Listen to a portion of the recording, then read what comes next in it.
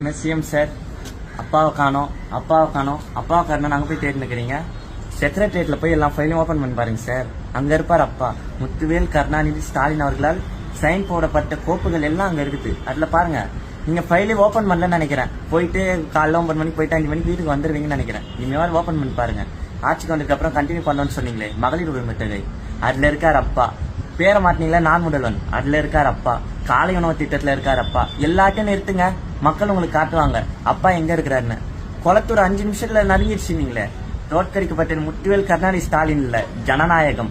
குளத்தூர் தொகுதி தான் தோற்கடிக்கப்பட்டது. சரி சார், எப்படி செய்யமா நீங்க இந்த முல்லை பெரியார் பிரச்சனையில போராடினீங்க, காவிரி பிரச்சனைக்காக போராடினீங்க, ஒன்றிய அரசு எதிர்த்து போராடி அப்படியே சமூக போராடி அப்படி ஆகல. நண்பா நண்பீஸ் குட்டீஸ் மாமாக்கு ஓட்டு போடுங்க அப்படி ரசிகர்களால் தேர்ந்தெடுக்கப்பட்டவர் தான் நீங்க.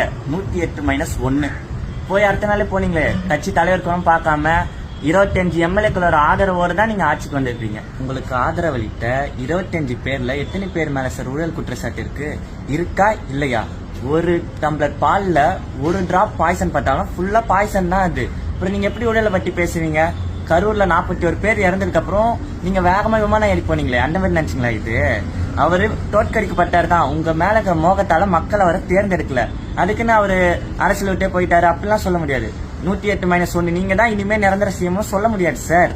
எதிர்கட்சி தலைவர் கேள்வி கேட்டா அதுக்கான பதில் சொல்லணும், நேர்மையான பதில் சொல்லணும். அதுக்கான பதில் இது இல்ல சார். நேர்மையான நாகரிகமான அரசியல் பண்ணுங்க. எங்களுக்கும் ஸ்டோரி எல்லாம் சொல்ல தெரியும். நாங்க ஸ்டோரி மேக்கர்ஸ் இல்ல, ஹிஸ்டரி மேக்கர்ஸ். வரலாற்றை அப்படியே புரட்டி பார்த்துவாங்க சார்.